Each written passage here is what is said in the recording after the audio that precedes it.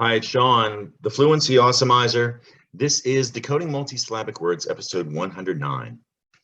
I have several words I want to take a look at in this episode, but first, I want you to get ready to read a passage that I've written, and I want you to read it right out loud to whoever you're there with, all right? And definitely click pause. I want you to have plenty of time, so get ready, click pause, and read this right out loud.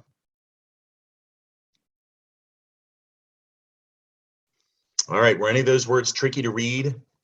Keep watching. In this episode, I'm going to review these 5 words, show you some information and some strategies you might want to use next time you're stuck on words like these reading independently. First, a reminder of the fable of the tortoise and the hare and the moral slow and steady wins the race, which is excellent advice when you do get stuck on big unfamiliar words. And I'll use unfamiliar as an example. Think of these words as races. There is a finish line, and if you read like the hare, you might want to get to that finish line as fast as you can. You'll zip through big words like this. That's where mistakes can happen, but if you read like the tortoise when you come to these words, take it slow and steady. The patience is definitely going to help improve your ability to decode them. Keep that in mind. Let's practice. All right, we took a look at this word. It starts with under. There's an R-controlled vowel sound there in the beginning of this word. You got to watch those R's. That says durst. It does not say dressed. All right, the letter R, you won't believe how often that letter R can move around on impatient readers who read like the hare. Dressed. There's durst. Look at it again. This says durst. There's statement. Understatement is this word. It is a noun. It's also a compound word, under and statement put together. And statement is the root. That's a noun. And the root of that is state, which is a verb, like to state your case, blah, blah, blah. Okay, this M-E-N-T, that is a French root you need to know. Meant, all right? It's not like the word meant as in I meant to say. Right, that meant has a root word mean, so there's an EA in that meant. Anyway, you see it often. There's departments like the fire department. There it is. And equipment, like all the equipment at the fire department. There's meant again. And a monument, right? Okay, that's a French root. And then statement, you add the prefix or the word under to statement. You've got a new word. It means less important or serious than it really is. And you remember you were reading about an angry chimp, right? And angry was an understatement. I mean, this chimp was really angry. Understatement, 4 syllables. All right, not to be confused with this word. It also starts with under. That R-controlled sound there, that says durest, durest, or maybe dearest. Stem, mate. This is underestimate. Underestimate is a verb. It's also a compound word, under and estimate put together. Yeah, the root word is estimate. That's a verb. And the origin of that is ancient Latin, estimatus. Estimatus in Latin means to value or to determine the value of. So this part of that Latin word was kept in English, where an E was added to the end.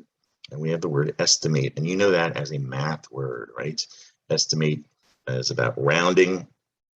And it means to approximate, as in about how many jelly beans you think are in this jar, right? To underestimate, that means, well, 14. No, that's a lot more than 14. That estimate is under what the actual value is. So it means to think something is less than what it really is. And it could be how many jelly beans in a jar, but it also could be how someone's feeling. Oh, yikes, that Jim was really angry. I underestimated. How angry. Underestimate. All right, this word is tricky. Look at this. There's an I in the beginning of this word. You know, eyes are so skinny they can go undetected. But there's also a strange vowel pair, EI. What do we do with that? Well, you know that rule: 2 vowels go walking. First one does the talking. This could say read if you follow that rule. A lot of words start with the prefix re, so that would be re-it. And there's ter, that's an R-controlled vowel sound again, ter. Not to be confused with tree, right? It's possible you looked at this word and thought it had treat in the middle. That says ter-rate.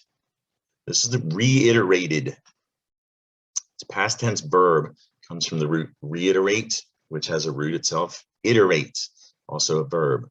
The origin is ancient Latin, iteratus. Iteratus in Latin means to repeat or to do again. Iteratus means to repeat, to do again. Wait, I think I'm repeating myself.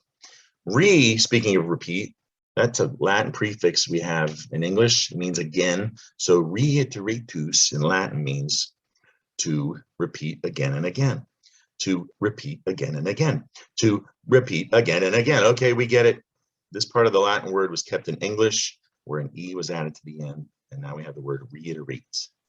Put a D on the end, you have the new word reiterated, right? So reiterated is an example of a word where it's kind of like blocks being put together to make words. You got a root word iterate, you got a prefix re, and a suffix, just the D in this example. They come together like blocks to make big words, reiterated. So I can think words like this definitely help you spell them too. But this is reiterated. Not to be confused with retreated, right? That's past tense verb. Root is retreat, which is a verb meaning to withdraw. It's also a noun, a withdrawal. And put an ED on the end, you have the new word retreated, right? And retreated, you can think of when it comes to spelling, you can think of it as, well, there's the word treat and the prefix re, and the ED is a suffix that comes together, and it's like building words when you're trying to spell words like these. So retreated. All right, last word starts with this vowel, R-controlled vowel sound, typically says like this bird, a turn, that's a turn. And writ, there's tate, this this is irritated. Yeah, that's a past tense verb. It's also an adjective, irritated. You can feel irritated. The root word is irritate, the verb. And the origin of that is also Latin, irritatus. And Latin means to excite or to annoy. You know, we've been talking about that. Oh, does this annoy you? This part of the Latin word irritatus was kept in English, where a silent E was added to the end to get irritate. Now, it sounds like it's spelled irritate, like your ear, right? But it's IR, and in the IR, you need to know that that can sometimes, not very often, but sometimes it sounds like ear, mainly when the IR is used as a prefix, as an irregular or irresistible. So irritated, we're going to put a D on the end because it already has an E to get irritated.